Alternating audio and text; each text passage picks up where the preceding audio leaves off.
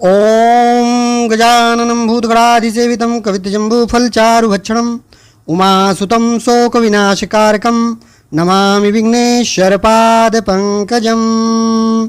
एक बार प्रेम से बोलो श्री गणेश जी भगवान की जय। अब हम आप लोगों को 16 सोमवार व्रत पूजा विधि के बारे में सबसे पहले बताएंगे।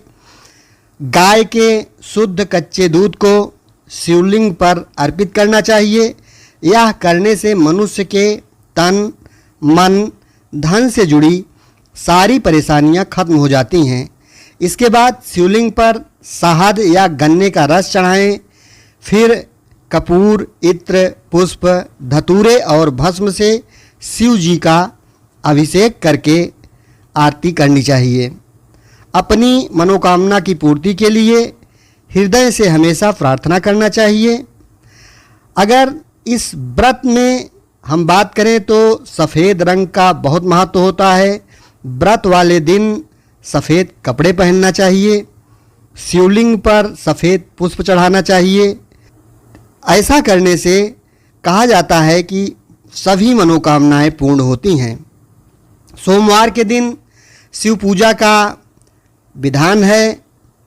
भोलेनाथ एक लोटे जल से भी प्रसन्न हो जाते हैं। इसलिए सोमवार के दिन भगवान शिव की पूजा करने से मनोकामना हर हाल में लोगों की पूरी ही होती है।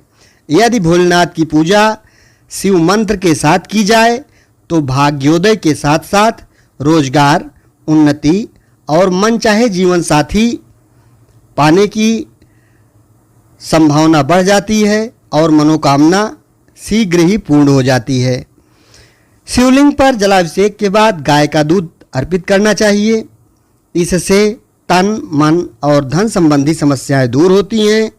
शिवलिंग पर हर हाल में चढ़ाना चाहिए।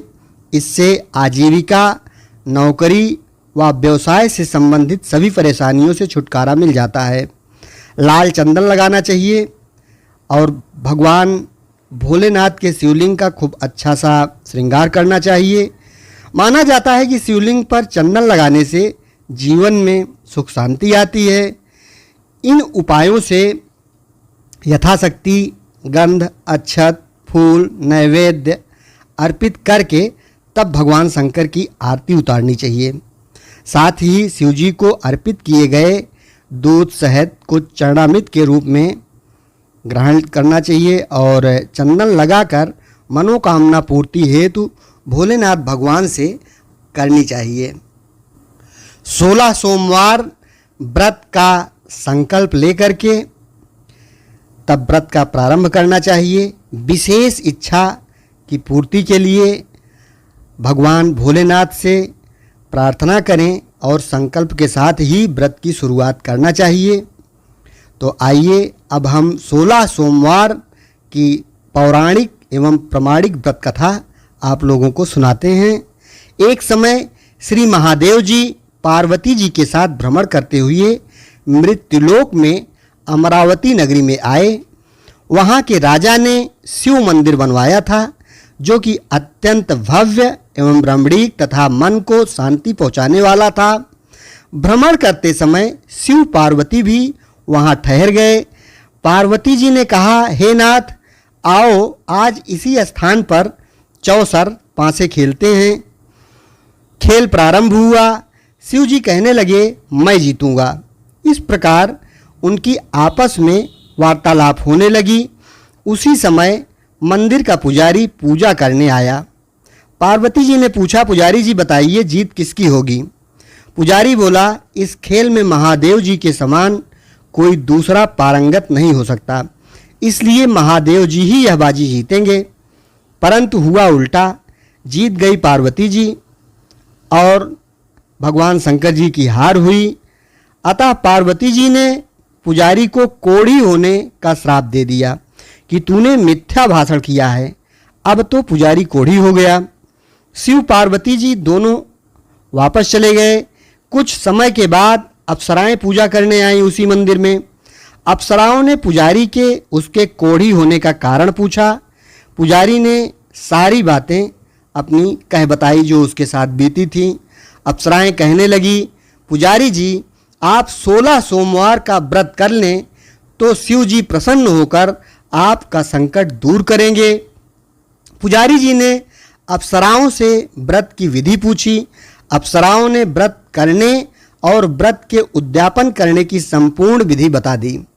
पुजारी ने विधि पूर्वक श्रद्धा भाव से व्रत प्रारंभ किया और अंत में व्रत का उद्यापन भी किया। व्रत के प्रभाव से पुजारी जी रोग मुक्त हो गए और कुछ दिन के बाद शंकर पार्वती जी पुनः उस मंदिर में आए तो पुजारी जी को रोग मुक्त देखकर पार्वती जी ने पूछा, मेरे दिए हुए श्राप से मुक्ति पाने का तुमने कौन सा उपाय किया? पुजारी जी ने कहा, हे माता, अप्सराओं द्वारा बताए गए 16 सोमवार के व्रत करने से मेरा यह कष्ट दूर हुआ है। पार्वती जी ने भी 16 सोमवार का व्रत किया, जिससे उनसे रूठे हुए कार्तिकेय जी भगवान अपनी माता से प्रसन्न होकर आज्ञाकारी बने। कार्तिकेय जी ने पूछा, हे माता, क्या कारण है कि मेरा मन सदा आपके चरणों में लगा रहता है? पार्वती जी ने कार्तिकेय को 16 सोमवार के व्रत का महात्म्य तथा विधि बताई। तब कार्तिकेय जी ने भी इस व्रत को किया तो उनका बिछड़ा हुआ मित्र मिल गया। अब मित्र ने भी इस व्रत को अपने विवाह होने की इच्छा से किया। फलतः वह विदेश गया। वहाँ के राजा की कन्या का स्वयंवर था। राजा ने प्रण किया था कि हथिनी जिस व्यक्ति के गले में वरमाला डाल देगी उसी के साथ राजकुमारी का विवाह करूँगा। यह ब्राह्मण मित्र भी स्वयंवर देखने की इच्छा से वहाँ एक ओर जाकर बैठ गया। हथिनी ने इसी ब्राह्मण मित्र को माला पहनाई तो राजा ने बड़ी धूमधाम से अपनी राजकुमारी का विवाह उसके साथ कर दिया। तत्पश्चात दोनों सुखपूर्वक रहने लगे। एक दिन राजकन्या ने पूछा, हे नाथ, आपने कौन सा पुण्य किया जिससे हथिनी ने आपके गले में वरमाला पहनाई?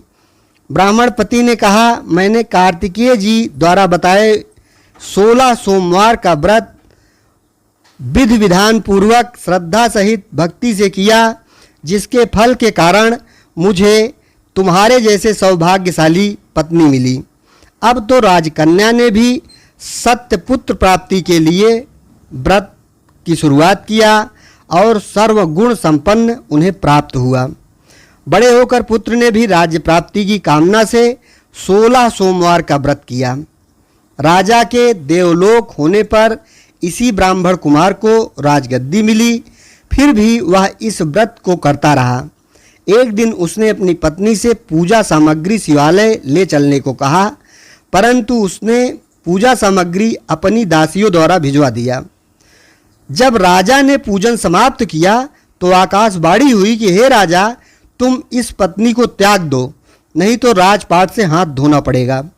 प्रभु की आज्ञा मानकर उसने अपनी पत्नी को महल से निकाल दिया।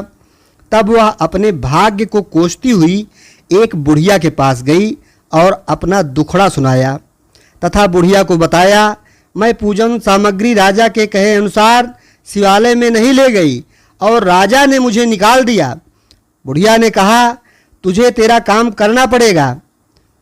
उसने स्वीकार कर लिया। तब बुढ़िया जो काम कहती थी वह काम वो लगातार करने लगी। सूत की गठरी उसके सिर पर रखी और बाजार भेज दिया।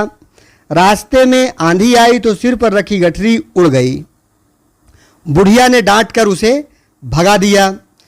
अब रानी बुढ़िया के यहाँ से चलते चलते एक आश्रम में पहुंची। गुसाई जी उसे देखते ही समझ गए कि यह उच्च घराने की अबला विपत्ति की मारी है। वे उसे धैर्य बनाते हुए बोले, बेटी तू मेरे आश्रम में रह, किसी प्रकार की चिंता मत कर। रानी आश्रम में रहने लगी, परंतु जिस वस्तु को हाथ लगाती वह वस्तु खराब हो जाती। यह देखकर गुसाई जी ने पूछा, बेटी किस देव के अपराध से ऐसा होता है? रानी ने बताया कि मैंने अपने पति की आज्ञा का उल्लंघन किया और शिवालय में पूजन के लिए नहीं गई, इससे मुझे घोर कष्ट उठाने पड़ रहे हैं। गुसाई जी ने शिव जी से उसके कुशल क्षेम के लिए प्रार्थना की और कहा, बेटी तुम 16 सोमवार का व्रत विधि विधान के अनुसार करो। तब रानी ने विधि पूर्वक व्रत पूर्ण किया। व्रत के प्रभाव से राजा को रानी की याद आई और दूतों को उसकी खोज के लिए राजा ने भेज दिया। आश्रम में रानी को देख दूतों ने राजा को बताया। तब राजा वहां आकर गुसाई जी से बोले, महाराज यह मेरी पत्नी है, मैंने इसका परित्याग कर दिया था, कृपया इसे मेरे साथ जाने की आज्ञा दें। इस प्रकार मनोकामना की पूर्ति के लिए यह व्रत किया जाता है और जो लोग अपनी मनोकामना पूर्ति हेतु संकल्प के साथ यह व्रत करते हैं उनकी मनोकामना भगवान भोलेनाथ अवश्य पूर्ण करते हैं। इसलिए आप लोग यह व्रत श्रद्धापूर्वक करें। आइए अब हम लोग भगवान शंकर जी की आरती श्रद्धा के साथ करते।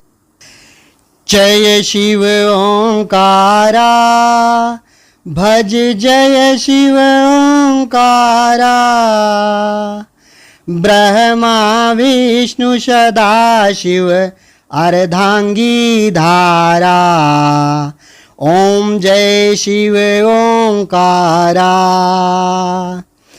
एकानन चतुरानन पंचानन राजे, हंसासन गरुड़ासन वृषवाहन साजे। ओम जय शिव ओंकारा। दो भुज चार चतुर्भुज 10 भुज ते सोहें,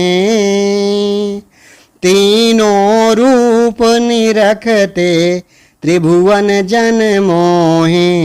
ओम जय शिव ओंकारा। श्वेतांबर पीतांबर बाघांबर अंगे, सनकादिक प्रेतादिक भूतादिक संगे। ओम जय शिव ओंकारा। अक्षमाला बनमाला मुंडमाला धारी, त्रिपुरा श्रीशपुर मुरारी करमाला धारी। ओम जय शिव ओंकारा। कर के मध्य कमंडल चक्र त्रिशूल धारी, सुखकारी दुखहारी जग पालनकारी। ओम जय शिव ओंकारा। ब्रह्मा विष्णु सदाशिव जानत अविवेका, प्रणवाक्षर में शोभित ये तीनों एका। ओम जय शिव ओंकारा। लक्ष्मी वर सावित्री पार्वती संगा, पार्वती अर्धांगी शिवलहरी गंगा। ओम जय शिव ओंकारा। पर्वत में पार्वती जी विराजत शंकर कैलासा, भांग धतूर के भोजन भस्मी में वासा। ओम जय शिव ओंकारा। शिव की जटा में गंग बहत हैं, शेष नाग लिपटावत ओढ़े मृगछाला। ओम जय शिव ओंकारा। काशी में विश्वनाथ विराजत नंदी ब्रह्मचारी, नित उठ दर्शन पावत महिमायति भारी। ओम जय शिव ओंकारा। त्रिगुण स्वामी की आरती जो कोई नर गावे। भगत शिवानंद स्वामी मनवांछित फल पावे, मनवांछित फल पावे। बोलो शंकर जी भगवान की जय। हर हर महादेव।